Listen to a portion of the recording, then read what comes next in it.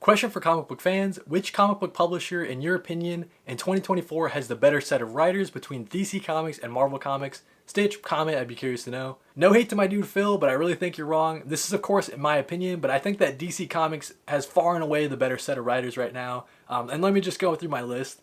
So we have Mark Waid to start. Batman Superman World's Finest has been awesome. But just overall, I mean, Mark Waid has been writing at DC for a long time now, just killing it with every series. We also have names like Kelly Thompson, who's had really great indie work, especially over the last couple of years. I know they just finished a long-standing Marvel series, but I think right now they're more focused on DC with stuff like Birds of Prey and then Absolute Wonder Woman coming up. We also have names like Tom King. I know that's a name that's contentious to some, but I don't know why. Everything that Tom King's written that I've read, I've really enjoyed. All his indie work, but then series like Gotham Year One, we have Human Target, Supergirl, Woman of Tomorrow, stuff like that. We also have Jeff Lemire coming back, one of my favorite writers of all time, but he's going to be focused on two different ongoings, maybe two or three different ongoings over at DC, one of them being Absolute Flash, so that should be awesome. We also have names like Ron V. Ron V's been killing it the last couple of years, but especially on his stuff with Detective Comics. I think it's a really strong Detective Comics run. We also have short miniseries like The Vigil. Ron V is also set to be, I think he's on two different ongoings at DC that are coming out. We also have names like G. Willow Wilson, who has been killing it over at Poison Ivy. And it's not just me who likes it, right? It's a heavily acclaimed series. Everybody seems to like this Poison Ivy series.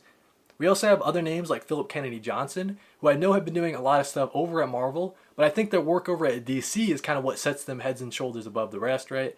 We have all the different Action Comics stuff from Philip Kennedy Johnson, all the different Warworld Saga stuff, and then he followed that right up with Green Lantern War Journal, which is just an excellent John Stewart series, and it's shown me and many others that John Stewart is, one of the best characters over at DC.